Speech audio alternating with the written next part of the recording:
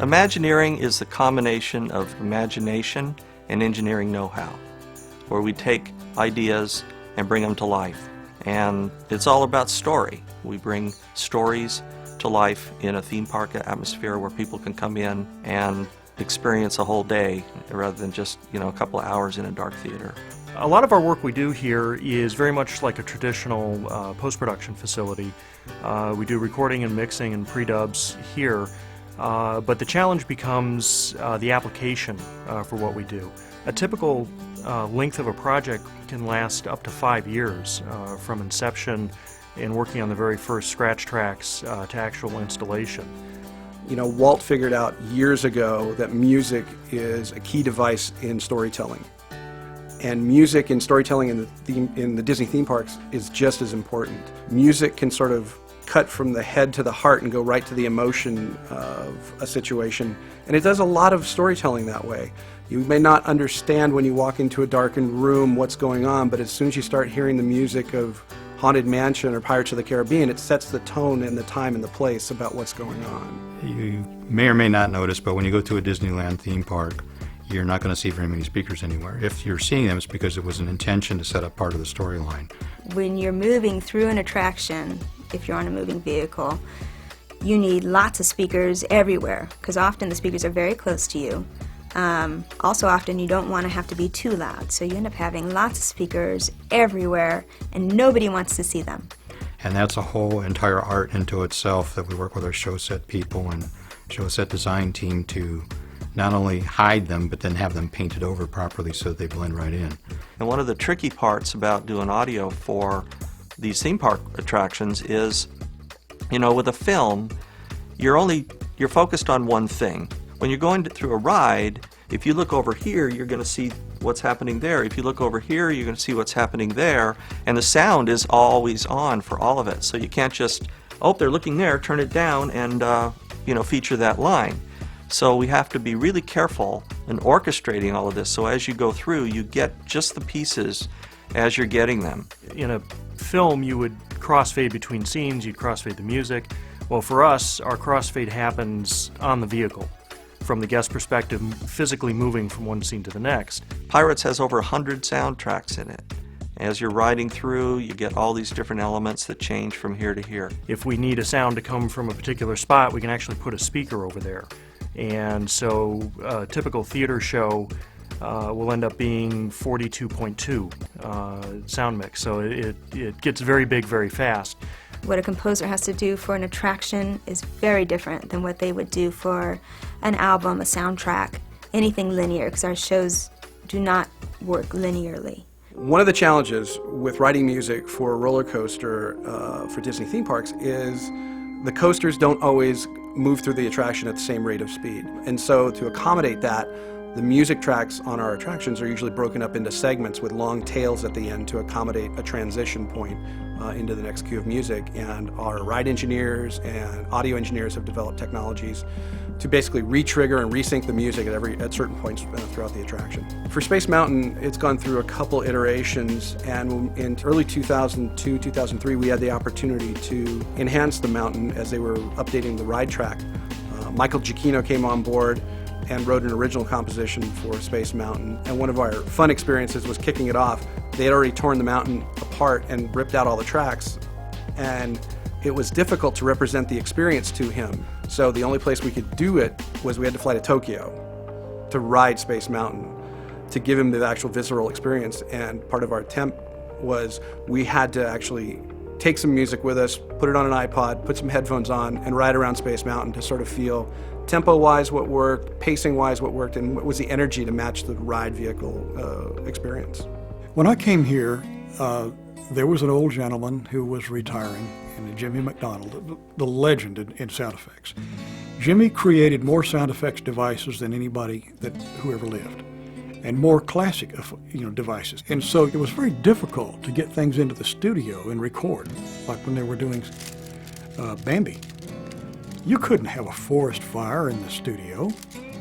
Jimmy had the brilliance to realize that if he cut up a bunch of pieces of bamboo and bundled them together, he could create that fire.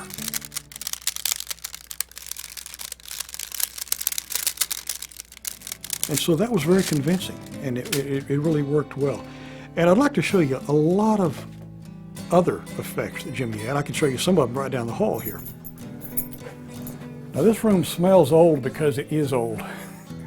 Most everything in here is from 30s and 40s. It's been around. Now this is just an old truck brake drum. Jimmy would sand these things until he got exactly what he wanted. This is an A flat. But this is the Peter Pan clarion bells. It's pure. This is the marching ants from T for 200. On this side, you'll see it's got little brass tacks. And on the other side, it's got rubber boots.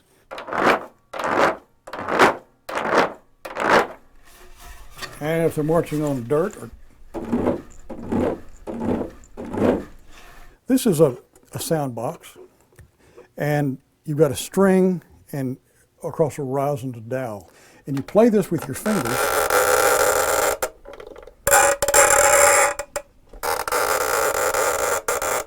This was the classic croak can, called a croak can because he used them to make frogs. And you could pluck it, or play. This stick has, normally it's played with a horsehair bow, but I just happened to put a little rosin on this stick. This is dental dam on top of a wooden dowel and surgical tubing.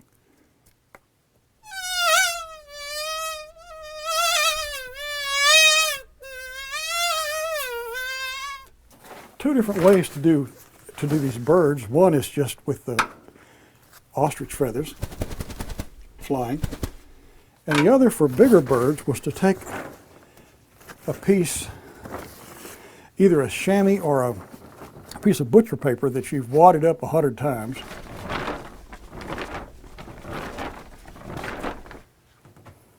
Where do you stop? In all of our attractions, it's really critical to have super clean dialogue recordings when we start off, to the somewhat esoteric level using old classic tube microphones with giant diaphragms. The casting of the voices is really, really important. Somebody like Paul Frees doing the Haunted Mansion is a classic voice that everybody knows, and it's perfect for that environment. You know, they tell the story. A gentleman, Dallas McKinnon, is the voice of the Big Thunder Mountain Railroad, the one that says, "This here's the wildest ride in the wilderness." So you select a voice like that that really fits the story you're trying to tell. It's a miner. He's telling you about this thing you're going to go on. You're going to ride it. It's going to be exciting. As far as mixing in the field and how we look at our attractions, they're pretty much one-offs as we go along each time. You know, a feature film may make a 5.1 mix that's going to end up in 4,000 theaters. You know, we build a theater and mix into it. Soarin' was an interesting attraction. It's basically an Omnimax film turned on its side, and getting a console up into a position 50 feet in the air to start mixing was a challenge. And we ended up building this gigantic scaffolding and getting in cranes and lifting up our mixing console and actually setting it up on this platform.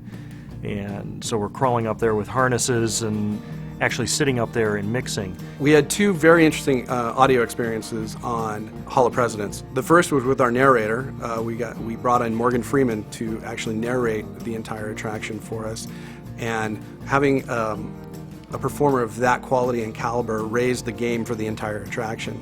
Our second very interesting experience was recording President Obama.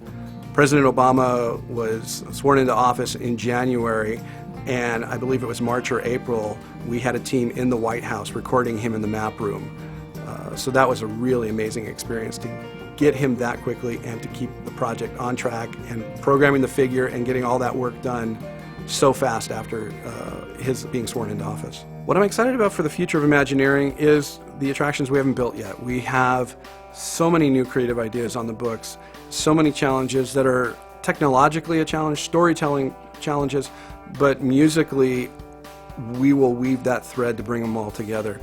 You know, as Walt said, as long as there's imagination in the world, Disneyland will never be finished, and it's that way with our attractions. Something that's really exciting about the future for me is going back into a show like Star Tours, where we're going to redo it. It's going to be a much more exciting thing.